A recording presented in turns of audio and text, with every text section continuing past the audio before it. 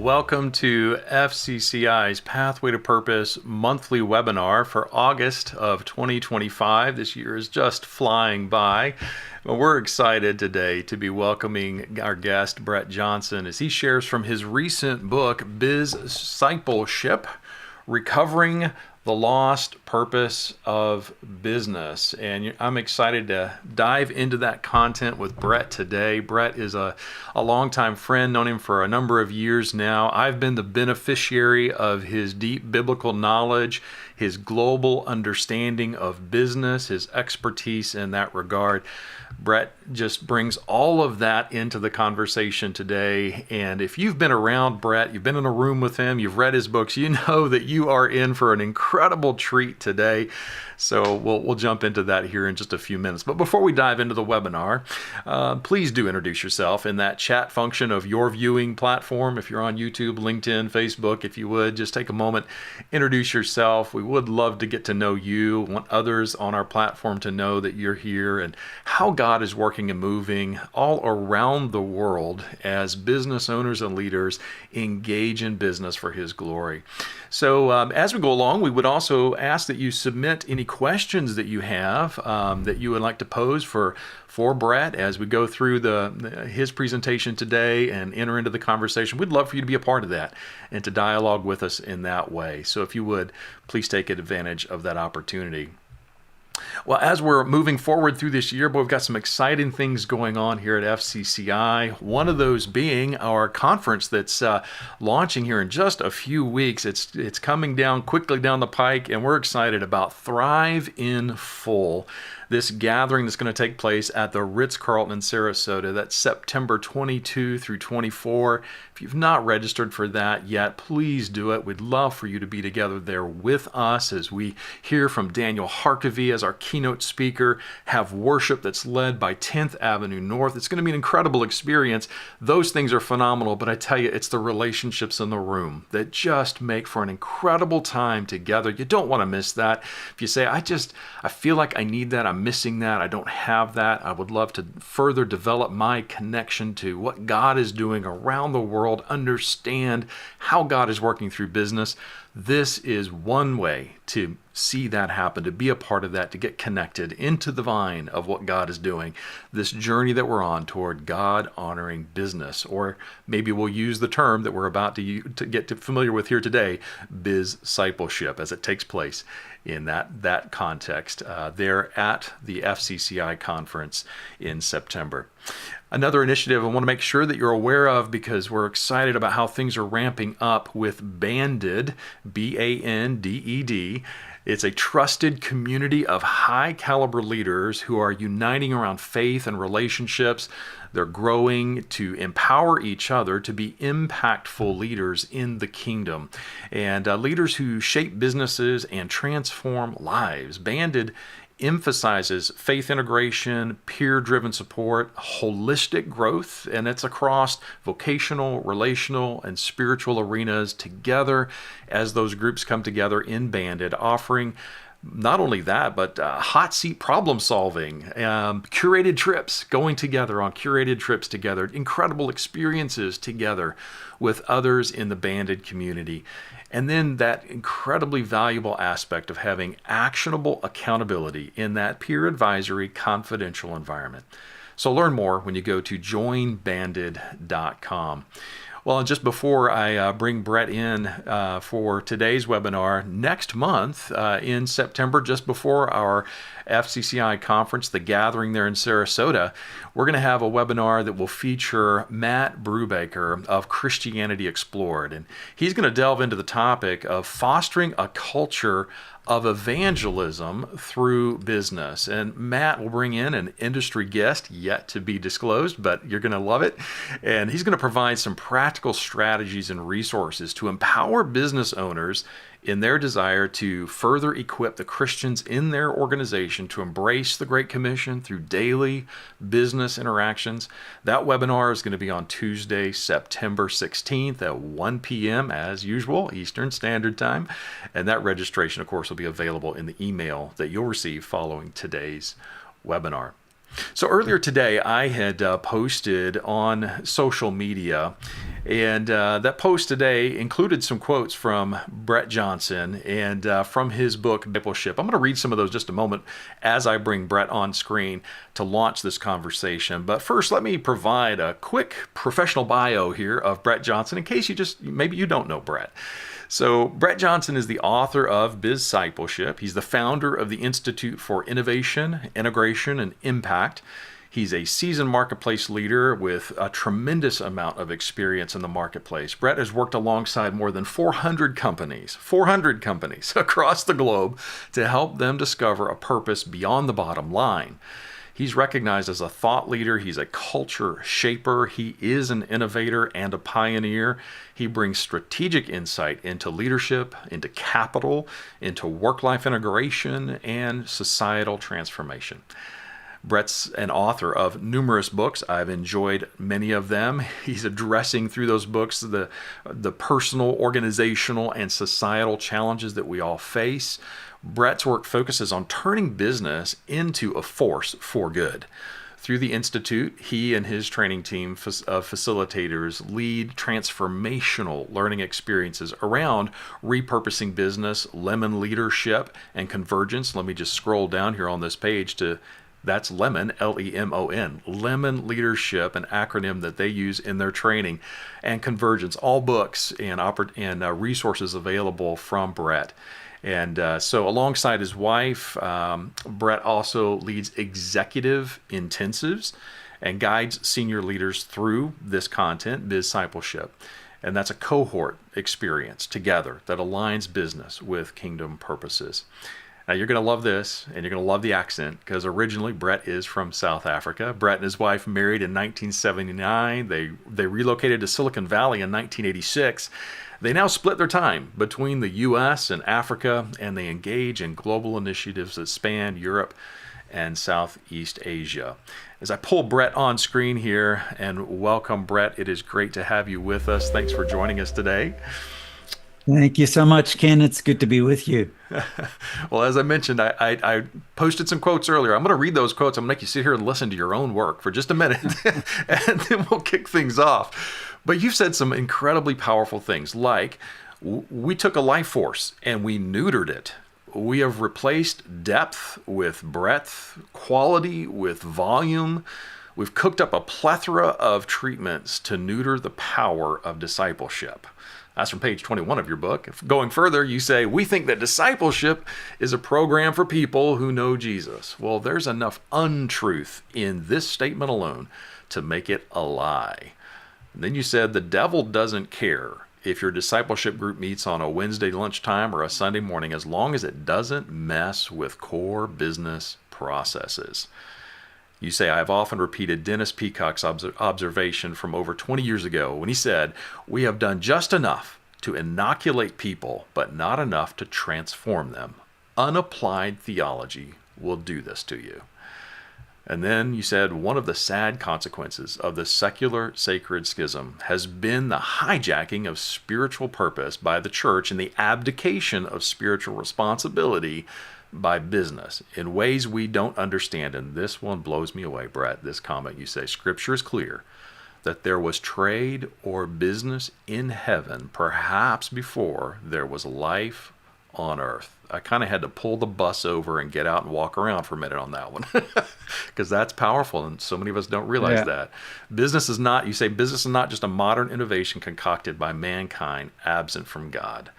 And then I'll stop talking and let you kind of interact with this a little bit. But you kind of wrap up your Bizcipleship introduction with this phrase, or this statement, where you say, this return to a cycle of good work that embraces the entire societal value chain, from environment to raw materials, to goods and services, to markets, to money with meaning, to societal assets and storehouses, to the blessing of nations. That entire cycle sets the foundation for what can happen in businesses. And then you just say, that is Bizcipleship. So they're powerful statements, Brett. They really kind of, for me, they kind of kicked me in the gut a little bit. And I'm sure you're going to flesh those out a little bit more in your upcoming presentation. But how did you kind of come to this point of composing this content, feeling compelled to speak this powerful truth into the lives of business owners? Yeah, Ken, thank you so much for having me, and that's a great question, and it is fun listening to those quotes. And I must say, I do agree with them. I look back on some of my books and think, what was I thinking? But this one, this one is recent enough that I still agree with it. Yeah. So yeah, I think if I go back in my own history, when I was leading a church and I was in my early 20s, Hmm. still working at Price Waterhouse at the time. And I decided, like probably most pastors, we needed a discipleship program. So we put one together. We made a discipleship manual. And, with all of the topics, the normal topics like who is God and man and sin and how do you deal with sin and how much water for baptism and giving and prayer and all of these things. And Sure. fast forward many years later, I was busy writing working on an app, actually, a discipleship app, and God spoke to me a couple of things, and He said, business people don't care about theology because I was once again designing it around what I'd done when I was pastoring a church, Hmm. the theology of things, Sure. and. And then God also said to me, "And you're not a theologian," which is fine. And and I'm really a practical applications guy. But fast forward back Hmm. in 2017 or so, I was in a meeting with a group of business people, and some of them were from a well-known marketplace organization. And I asked, "What is discipleship?" And they trotted Hmm. out the standard definition. And look, there's many definitions, which is great. But I just looked at them and I said, the problem with that definition is that it has nothing to do with the business of the guy sitting next to you, Hmm. who was Wow. also part of that organization. Hmm. And so it was as I was unpacking it and just talking, Hmm. yeah, I've believed in business as a force for good for a long time. But too often, the whole concept of discipleship has been separated from what we do Monday through Friday. And I've just come to the conclusion that we actually cannot fulfill the Great Commission unless it's fully integrated. Discipleship and making disciples is fully integrated, into the way we do our work. So, which I Hmm. can unpack in a bit more, but Yeah. that's how I came to that realization. Yeah. Yeah. That's powerful. And I know that a lot of this is flavored by the fact that you are someone who has worked globally. You've been involved Yeah. in business all over the world. We were just talking a bit ago about, you've been in Indonesia, India, or of course Africa, but all over the world. Yeah. So talk a little bit about, how does that flavor what you understand of the kingdom, and how does that influence how we should be engaged in business? Yeah, I think the concept of having a purpose for our business, I mean, in many respects, our purpose doesn't really matter if it's disconnected from God's purpose. Hmm. And I was just reading in Isaiah the last couple of days, and Wow. basically God says, "Look, I have a purpose, and I'm going to accomplish my purpose. Now, you either align with my purpose or you're irrelevant." Amen. And And so Wow. when I look at a business, and there's as Mm. that Dennis Peacock quote, there's a lot of talk about kingdom business. Right. And people are like, I've got a business, I'm a Christian, I'm ethical, therefore I have It's a kingdom right, business. right. Yeah, no, it's like saying, I've got a car, it's got four wheels, therefore it's a Ferrari. No, it's a, 2000 Jetta or whatever it might be. It's not a Ferrari, it's a car. But so you might have a business, Mm. but to unpack what is a kingdom business, and if I look at the purpose, and if the purpose of the business doesn't include more than your nation, it's probably Mm. not a kingdom business because God's business purpose includes every tongue, tribe, and nation. He's always Wow. about the nations. And so one Mm. day I was sitting at my desk in California and I had profiled hundreds of companies. And we have this model called the 10P model, 10 drivers of business impact. So I go into a company, I could look at their website, I could say, what's their purpose as best I can tell? What are their products, their positioning? How do they build presence, partnering, and so forth? Go through this list. And one day God challenges me and says, profile my business. you know, you yeah, you say I have a business and you're the consultant. profile my business. And I thought, man, if I could go to heaven for half an hour and interview God and come back and say, hey, Ken, this is God's business. So I did it. It took me more than half an hour, but came up with a list, So what are God's products? How does God do product development? How does he partner and so forth?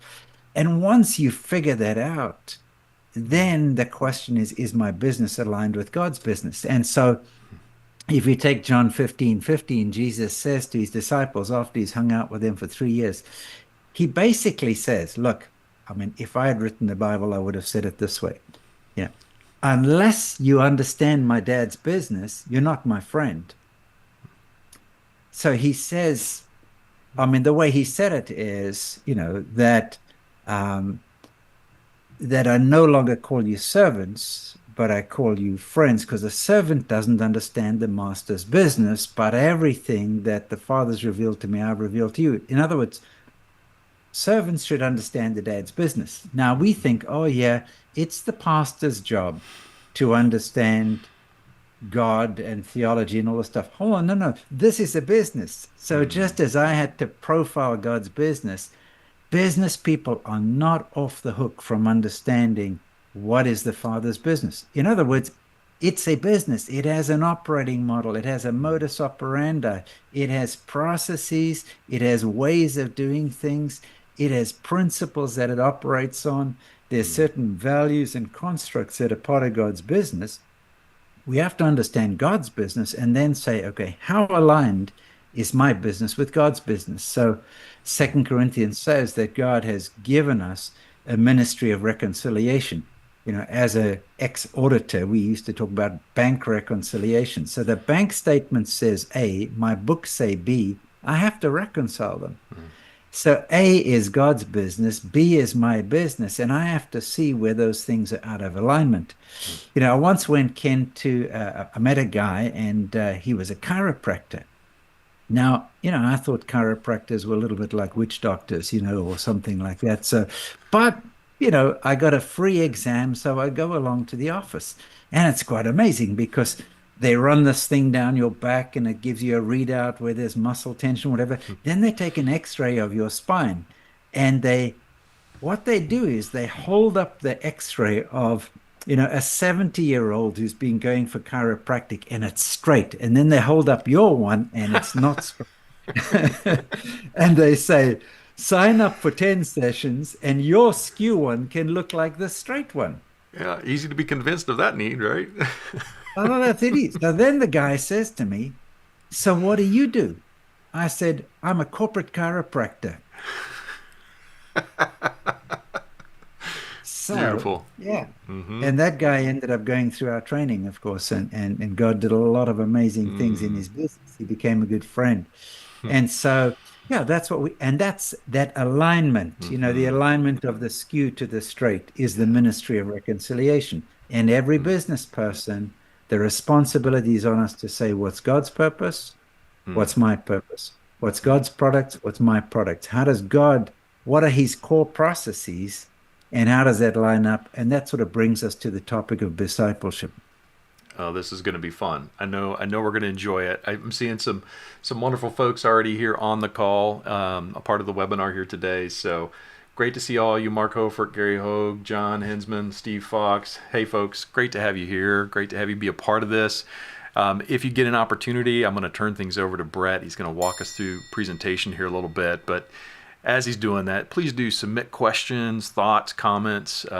If you help me out, you put a little Q, just put the letter Q in front of it, then it helps me, I can find it. But either way, I'll find it. So I'll pull it up after Brett makes his presentation, and we'll chat a little bit about those things as well. So Brett, with that, I'll just go ahead and turn things over to you. Thanks again for doing this for us today. Thank you so much, Ken. Thank you. You bet.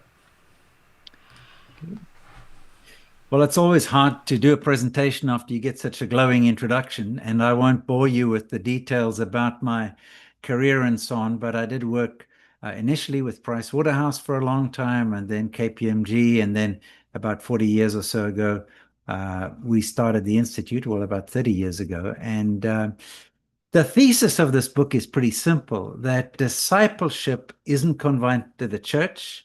and it's got to be woven into day-to-day business practices. And we'll unpack that a little bit. But if we don't change our strategy on this one, I think we're headed for a bit of a disaster. And the audience for this is everybody who works. Now, I was just thinking this morning about people who used to tell me, I don't know what my calling is. And I'll tell you in 3 seconds, you're called to work. Every one of us is called to work. And work is a huge opportunity, not just to share the gospel from an evangelistic perspective, but it's much, much more than that. So, on the topic of discipleship, I think what we've done is we've actually taken the Great Commission, and we often quote Matthew 28. We've taken it, but we've watered it down. And how have we done that? Number one, I think what we've done is we've limited it, just as I did, to church programs. So it's something that happens. It's a 10-week study or a 7-week study, or it's a program you sign up for when you become a church member. And we've disconnected it from everyday work. And so the other thing we've done is that we've created substitutes. Now, I have coached people and I've mentored people and so forth. But a lot of the stuff around coaching, mentoring, influencers, etc., even, sorry, Ken, podcasters, but I have my own podcast as well. We've substituted these things for the relational aspects and the practical aspects of discipleship. And then I think that we have a situation where, billions of people go to work every single day, but discipleship stays in the pews. It stays in the church realm, the religious realm, and that's a real, real loss. So, yeah, there are great quotes out there about missions and so forth, and you can read some of them for yourself, but we tend to think of it as evangelism or something that happens. But there is a series of myths I just want to unpack quickly. Number one, that discipleship is for believers. And just to say that unless we recognize that we can disciple pre-believers, people before they become believers, we'll miss the boat in terms of making disciples of all nations.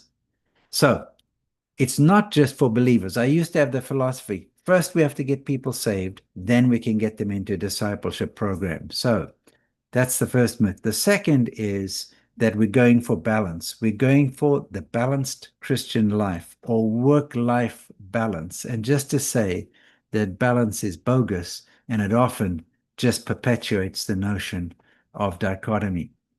The third is that it's a church-based program, and I think I've beaten that one to death. Then fourthly, we have these substitutes over there. But there's a fifth myth that I want to just uncover a little bit, and it has to do with the fact that we've made discipleship primarily about people. Now, those of you might remember these old cans of 3-in-1 oil. I guess you can still get them. And the Great Commission is actually a 3-in-1 commission, which I'll touch on and then unpack that a little bit. So Matthew 28, go into all the world, make disciples of all nations. That's great. And then we have Mark 16, a similar thing going out. And Acts 1, verse 8 is where Jesus is quoted, where he says, you'll receive power after the Holy Spirit has come upon you, and you'll be my witnesses in Jerusalem, Judea, Samaria, and the ends of the earth. What we don't recognize often is that there are 3 different Greek words there that are referenced. And our focus is just on the first one, which is ethnos. Ethnos is people groups, and that's fantastic.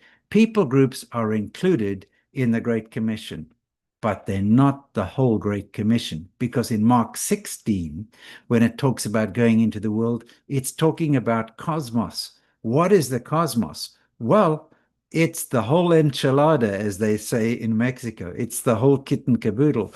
It's any ordered system. So if you take the ordered system of business, of banking, of finance, of healthcare, of government, media, etc., education, that whole sphere or that whole sector needs to be reconciled to God, needs to experience the gospel.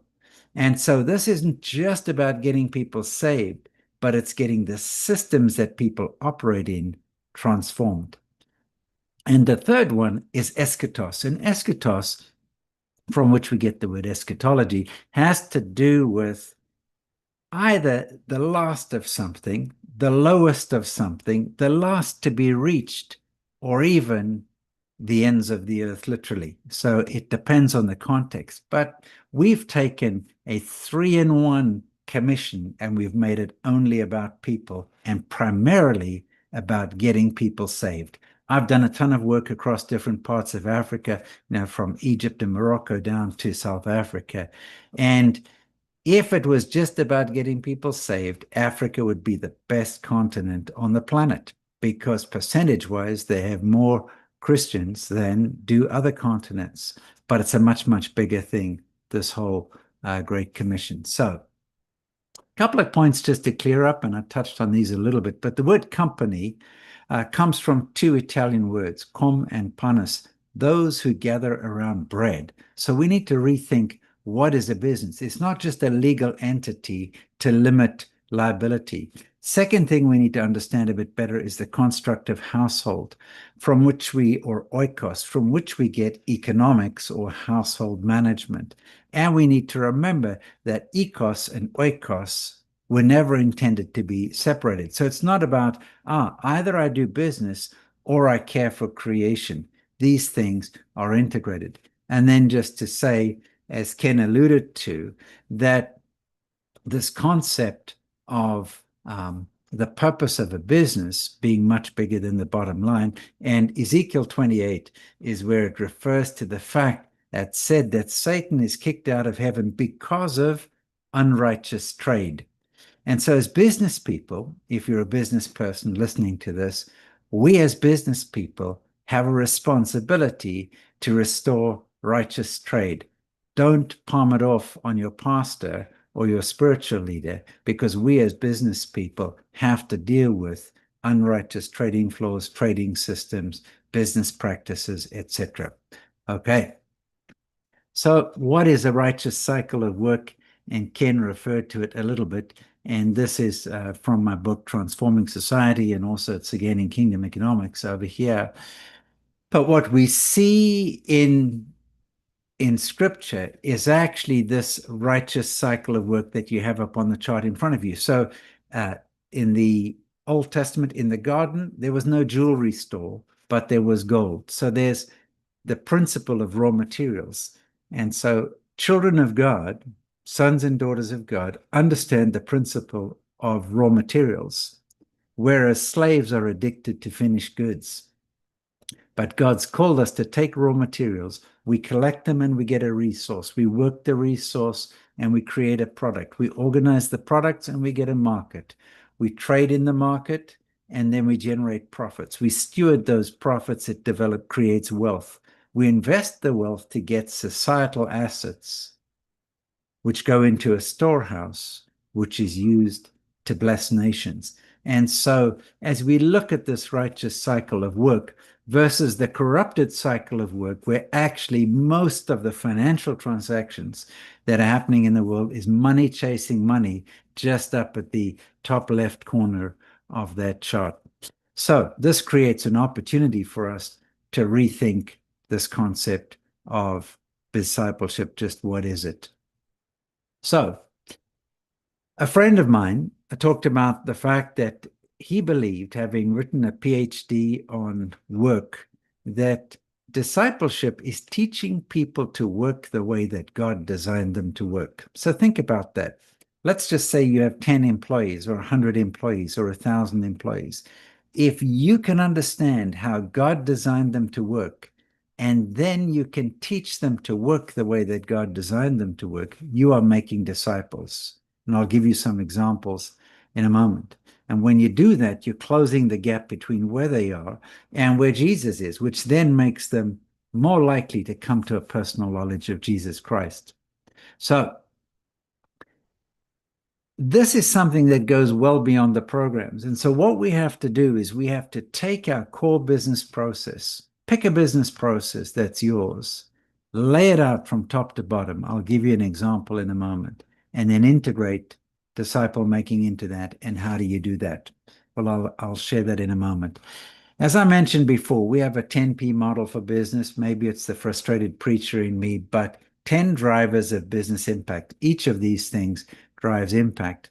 And we have created an assessment so that you can evaluate just how kingdom your business is. And that assessment, at the end, I'll show you the QR code again, but it's a free assessment. And you can go in and self-assess and just evaluate what's important in my business, what's my performance, and how kingdom is my business. It's not exhaustive, but it'll get the conversation going. It'll give you a bit of a sense on that, and I'll show you those QR codes again at the end. So how do we implement this stuff? And I've alluded to it a little bit. Start simply.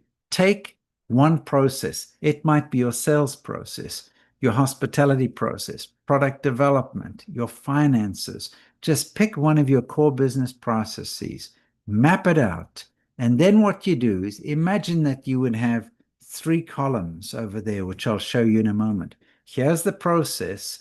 And what do I teach my staff or demonstrate to my staff about the nature and the character and the ways of God in each step of the process? And the same for my customers or my clients. So start with that. Now, I used to think, man, I need to change people's thinking before I can change their habits. But I've noticed that with leaders who are effective, some of them are government, some of them are business, one of the things you do is you can change people's habits before they get the understanding about it. And that's the key that we have as business people, because we actually influence people's habits. We start with their hands, and then we can move into their understanding, their heart's desires, and so forth. So let me give you 3 examples over here. One's a bad example, but I'll give it to you anyway. So the first time that I came across this, I was, as I said to Ken earlier, chatting with a group of business people. And when I said, look, your definition of discipleship has nothing to do with the business of the guy sitting next to you, I asked the guy sitting there, his name was Gerrit. I said, Gerrit, what do you do? He said, I make these greenhouse tunnels, these tunnels that they have these hoops with plastic over them, and people grow plants in them, farmers primarily. I said, okay, let's talk about your business process. And we started off with the phone ringing, and the receptionist gets a phone call, and somebody wants a quote. So they go ahead and they design the thing, they put the quote together, they will sell it if the quote is good, they'll manufacture it, take it out, install it, pay out the commissions, and so on. Everything from the simple process of picking up the telephone to finally delivering the invoice. And then my question was, what can you teach your employees about the nature and character of God? So, for example, you tell the receptionist, smile when you answer the phone. Why would you do that? Well, God is happy. God is joyful. God's never in a bad mood. So that's why you would tell them to do that. Okay, when you're putting the design together, you teach them to ask God if there's anything about the design that is unique or specific to this customer. Why would you do that? Because it talks about the creativity of God or God's interest in meeting real needs, how to listen to people, etc. Because God's a good listener, and so forth. So we went through all of these points over here: fairness, discipline, truth, faith, honesty, quality, all of the characteristics of God that you can lay out in a simple business process. And then that flows over to the customers as well. I'm going to skip the Vion Bosch guy, except this is a guy who was doing construction, used to preach at lunchtime and then baptize the people in the front of his front end loader. I say it's a bad example just because it looks like it's primarily just evangelism, but it was more than that. And then these guys are Okada drivers. Now, if you've been to Nigeria, you will know what an Okada is. It's a motorcycle taxi. And I watched the governor of Lagos State, a Muslim man, disciple his city of 20 million people. He chose the most unruly people pretty much in the city, and it was the motorcycle taxi guys. They went everywhere like ants all over the city. They met a need, but they were unruly. They went the wrong way down the one ways, etc. So the first thing he did was he said, you have to get your motorcycle licensed, or we'll take it off the street. And they did that. Next thing he did was, you have to get a helmet. And they got helmets. Next thing is, your passenger has to have a helmet, and so forth. So what did he do? He began to change the habits until he began to change the disciplines of a city. He installed one-way police to stop people going the wrong way down a one-way, etc. And as I observed the governor Fashola doing this, I recognized that he had more clue about making disciples than many pastors in his city. And we as business people, if we understand the concepts, we can do the same thing. So, what are some of the benefits of this? Firstly, we can fulfill the Great Commission, which is 3 in 1, as I said. In fact, I think it's impossible for us to fulfill the Great Commission unless we build disciple making into our everyday processes. You do it with your kids if you've got children. You don't say to your children, here's the theory as to why you need to bath, or why you need to eat your vegetables, or why you need to tidy your room. You change their habits, and then you can back it up with the instruction as you go. Closing the truth work-life gap. We have a credibility problem in the church because we have theory at one level and application at another level. And this is really, really true in the marketplace. There's concepts about God, but people seldom see them worked out practically. And I'm not just talking about ethics, but when you're developing product, how do you collaborate with the Holy Spirit? How much of your marketing and sales includes signs and wonders, which is the way that God does marketing and sales, one of the ways. The other way is just through the work of his hands, what he creates. And so there's a transformative element that comes out if we embrace this concept of discipleship, which is actually quite simple. And remember that it complements other things. It complements evangelism. It complements Bible teaching, missions, nonprofits, and so on. But discipleship democratizes it because everybody who works and who shapes somebody else in the work process can be involved in making disciples. Remember Abraham Kuyper, who had this quote that there is not one square inch in all of creation over which Jesus Christ does not proclaim mine. It's all his. So the question is there any square inch in our workplace, any aspect of our business process, our facilities, our policies, procedures, and so on, our practices, that hasn't submitted to the claim of Christ that it's all his? So in conclusion, quickly, before we jump onto questions, I would say be practical. Do an audit of your own business. Have a look at it and say, how well have I actually built disciple making in? You might have done it subconsciously or deliberately, but how well have I done it? I remember years ago, I was chatting to a gentleman in South Africa, Bernie Dudley, and he was running a company. And he told me that when his salespeople came in, he would ask them, how many people have you shared Christ with? Because he says to share Christ, you have to build a relationship. And if you build a relationship, you're going to make a sale.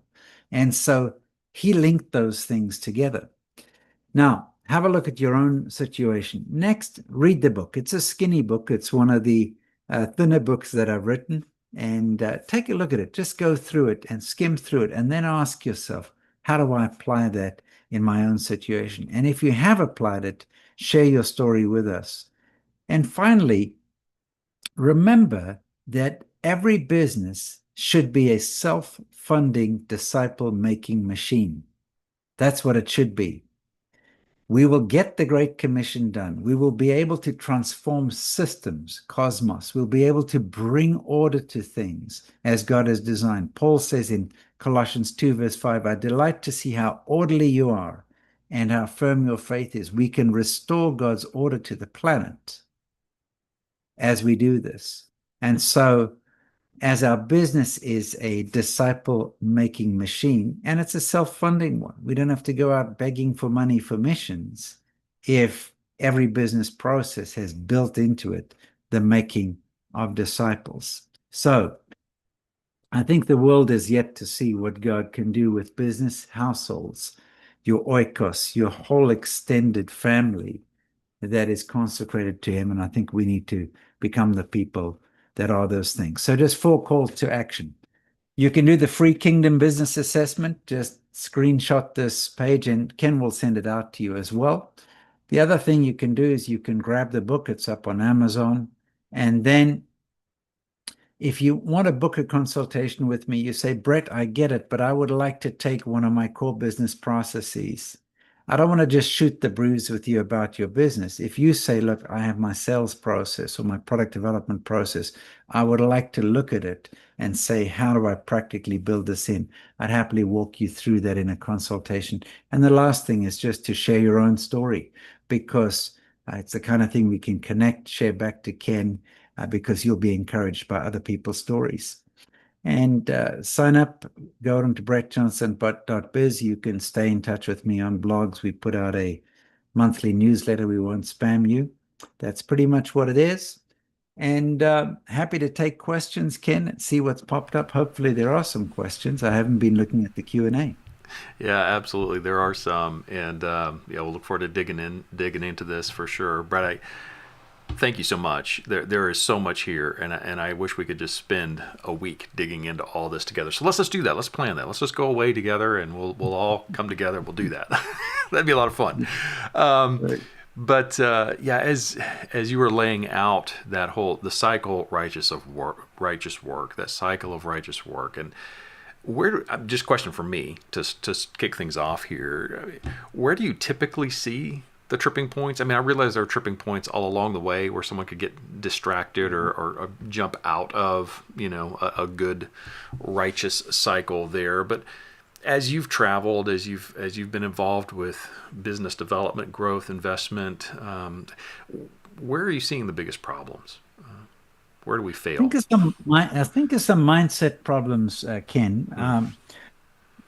We live in a world where we are sold this notion that you can get rich quick, that real work is money chasing money, which is actually what happens in the financial realms with stock markets, with crypto, with the concept of passive income and so on. Biblical work is actually active income.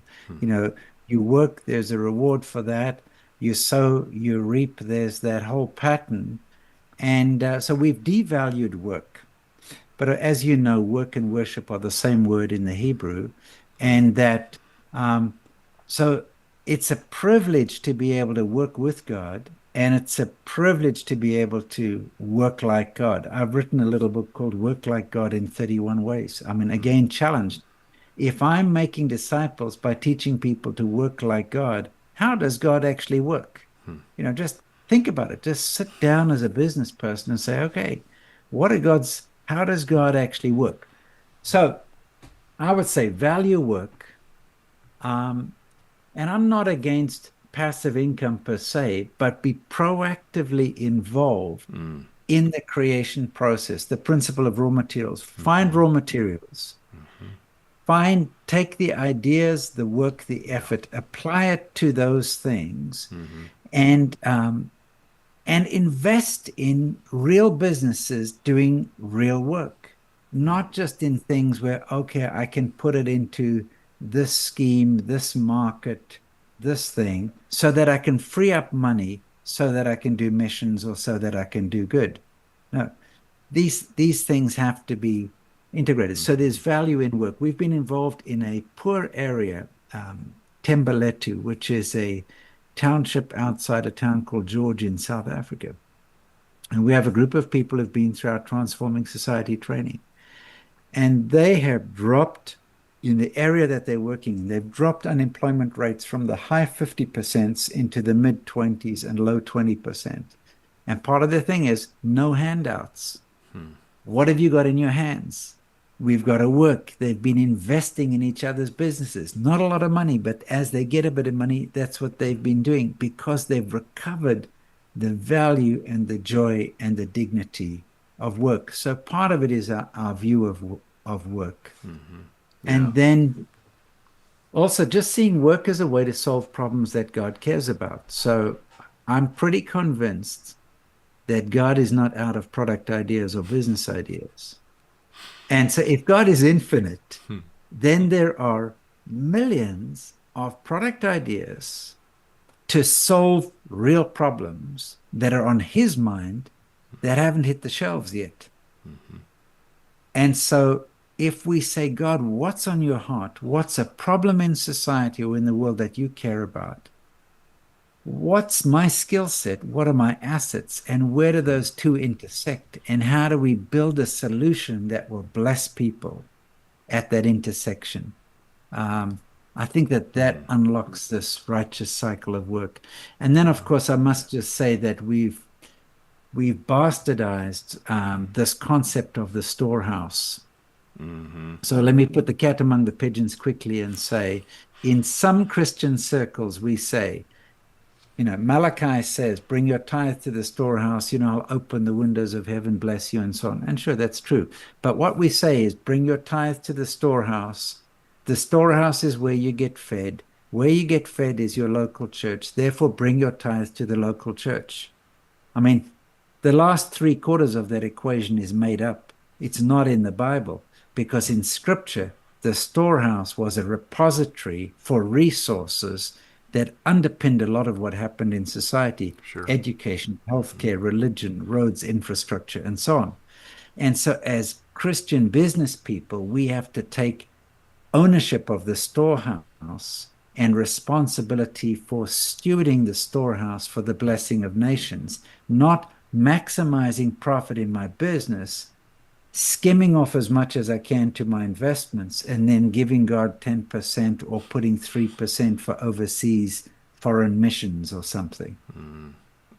I love that concept of no, instead let's deploy 100% through the business for the work that God's called us to do.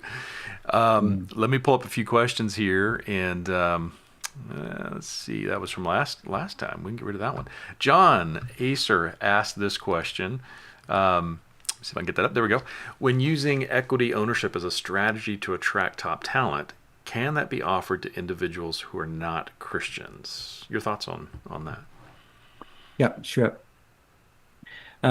Jordan, you're free to give away equity, and I think that that's an interesting strategy. Yes. Would you give it to people who are not Christians? Yes. However, would you give it away at all? This is a bit of a question. What's the value of equity? The value of equity is often if there's going to be an exit or an event. So you're going to sell the company, you're going to IPO it, more likely sell than IPO, because then the valuation blows up and people get a return. But let's just say, Jordan, that your business is your calling. Let's just say that you're called to business, that your work is your worship, and God has given you a calling. Now, somebody comes along with capital and says, hey, I'm going to invest $1 million in your business, but you've got to exit in 5 years. So you tell me it's your life work, your calling, and now you've got to exit. There's a problem with that term sheet. So my preference is actually to have investors who are willing to invest for a share of revenue, but not equity, because I dislike financial structuring that disconnects people from their calling. That's powerful. That's powerful because that comes back to the true why, and I appreciate that. That's really good. Great, Jordan. Thanks for that and for asking. If you have a follow-up question, please feel free to submit that too as well. Probably a quick one we can answer here. Steve McLean, our McLean family here that's listening in. A link to the 10 P's. Where do we find that? Yeah. I've covered them extensively in my book, I Operations, but I think I've probably I'll tell you what, if you go up and you do that free assessment, it's going to cover the 10 P's and you'd at least get the headlines Ah, from there. good, good. Yeah, And I can also shoot Ken a PDF that's just got a one paragraph summary of them. I do have that available and would be happy to get that to you. that's great. And also, just so everyone knows, yes, we'll be sending out the slide deck from today, which will have, has some of that basic information in there. So you'll have that as well. So that can also be helpful. It's out to Brett's website with the resources he has.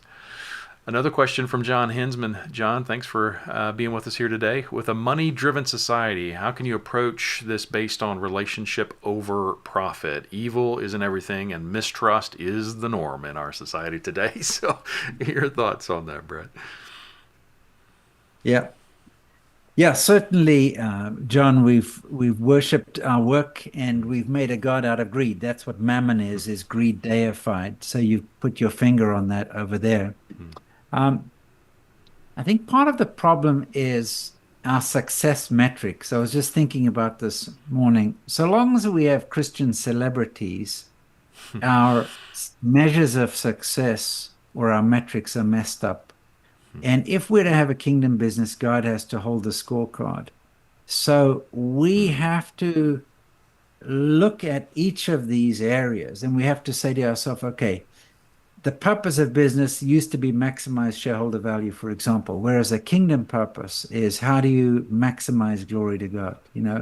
On the profit side, how do I maximize what I keep in the kingdom? How do I optimize what I flow through for a kingdom purpose? On the process side, how do I use processes to control people because people are stupid and they'll do dumb things. Whereas in the kingdom, it's how do I have a process that's clear that empowers somebody and frees them up to be who God designed them to be while getting the job done. So we need a completely different set of metrics. And in terms of relationship over profit, yeah, so we have to redefine profit because there's an interesting book called The Wealth Conundrum where the guy keeps score of his temporary assets and permanent assets. And his permanent assets is what he's given away. His temporary assets is his stocks, bonds, 401k, house, holiday house, and his car, those type of things. So, and he used to be a wealth manager. So it gives you a different definition of profit. Yeah. But I would say, John, just a key thing over there is when we get God's heart, we will then align our business with God's heart. I found that when business people understand that they are often the only pastor that people are going to see, that they're the representation of truth that God are going to see, that they're called to business, that their work is their worship, and that God probably wants them in business unless he whacks them on the side of the head and he takes them elsewhere. If they understand that that's the case and that they're going to be accountable for how they care for all of the people who flow through their business, their customers, their employees, and so on, and that's a huge, huge scope. Once they get God's heart for that, they'll come up with creative ways to make this stuff happen. And John had a follow-up question here on that. So saying in the U.S., separation of church and state hurts relational discipleship. If you approach a client to help them in placing them first, they mistrust the giver. Thoughts on that perspective? Yeah, you can separate church and state, but you can't separate God and business. You can separate church and state, and you can't separate God and government. And so let me just talk about faith for a moment and risk, because faith and risk are sides of the same coin, two sides of the same coin. And what we have to watch out for is that as business people, we often want to minimize risk. And in doing so, we neuter faith in our workplace. And so we need to create work environments where our employees have to exercise faith and get to exercise faith. And so for me, loving somebody who works for me is stretching them to grow to become all that they can be. That's a loving thing to do. And so it's growing somebody. Now, that means I need to have a relationship with them, not just a bunch of rules. And for me, if they understand that my motive is love, then it gets rid of the mistrust situation. The tension can sometimes come when, somebody's underperforming or whatever, and they feel that you're just trying to get a result out of them. Yeah, but if you couple that with growing them because they can do more, that's great. But I don't even, I'm not a big believer in the separation of church and state as a concept if everything is God's. Now, I'm not saying we should have a theocracy, but I am saying that it takes just as much faith to run a business as it does to run a church. Amen to I've that. done both. Right. Yeah. And yeah, Mm-hmm. and watch out for this notion of putting things in compartments. Here's my work stuff, here's my faith stuff, Mm-hmm. and so on. And so watch out for false dichotomies that neither the Constitution nor Scripture are advocating. Mm. Yeah, it's great. And a great question from Joanna. I'll pop this one up here. Joanna, thanks for your question. If you're growing a business in order to reach more for the kingdom, would it be worth partnering with someone who did not share your values? Good question. Yeah. So the reach more people for the kingdom, I would rephrase that to say to see the kingdom reach more people a little bit. Because remember, it's people, it's systems, it's geographies. God is an expansionist. God's not worried about us running out of water, etc., or running out of oil and so on. He has a growing uh, franchise, and he expects us to work as his junior partners to expand his business across the earth. Fine. Okay. Do you partner with somebody who doesn't share your values? Uh, get them to share your purpose, is what I would say. And you'll find, for example, somebody like Wilberforce in the Clapham sector, the Clapham community, they partnered with anybody who would go after the same problem with them. And so a friend of mine, Mark Kwame, he and I were speaking at a situation. He's quite a well-known venture capitalist. And we were talking at this Christian conference, and Mark said, practice promiscuous partnering. which which sounds like not something you should say in a Christian setting, but we tend to be more siloed among Christian organizations than people are in the world. And here's an interesting thing. I just finished writing a book called Inspired Innovation. And if you look at the history of innovation over the last 400-500 years, in more recent times, the bulk of innovations come out of a collaboration. So look for people who are willing to collaborate and have the same purpose, is what I would say, Joanna. Yeah, and remember, you can disciple your partners, right? So if you locked into a partnership with somebody in scripture, I think it was Abraham who made a covenant with somebody, or Jacob, and then he found out that the other guy's servants were throwing rocks in their wells, but they had a deal. So he didn't break the deal, but he said, you have to change your business practices. Right? Yeah. Yeah, that's good. I know there may have been a few other questions that popped in there. I think some of which will be addressed when folks take advantage of those QR codes and assessments and get more information from you, Brett. So we'll end there as far as the Q&A, as we're running out of time here for our 1 hour allotment. But this has been so good. I do pray that folks, if you get a chance, please do connect with Brett and take advantage of the additional resources that are available. Obviously, get the books, read the books, and there's just so much wealth there. And share the word. Let others know of the opportunity to connect with this thinking that is truly transformative, and will get all of us moving in a direction together for God's purposes in this world. Brett, any closing thoughts before we wrap up here today? Just to encourage you, start simply. This is not a big deal. Pick your simplest business process. I don't care if it's petty cash, and just map it out and say, What is it about the ways, the character, the nature of God that I can do, exhibit through that step of the process? Adam and Eve didn't know about God from a seminary. They didn't know about God from a Bible. They didn't know about God from a church. They knew because of his work products and the way that he did things. People can know about God because of your work products and the way that you do things. And so I'd encourage you, keep it simple, make a start, get going. And if you get stuck, reach out to me. I'd love to help you. Love that. Focus on that intentionality. Yeah. And move forward. Take the steps. Well, thanks, Brett, so much. Look forward to connecting with you again soon. Have a good day. Thank you so much again. Thank Much you all for being appreciated. here. Yeah, it's been good. Reminder of our next webinar, September 16, and look for that email that'll be coming out to you here shortly. The opportunity to register and follow-up information coming from Brett as well. So thank you all so much. Have a wonderful rest of your day.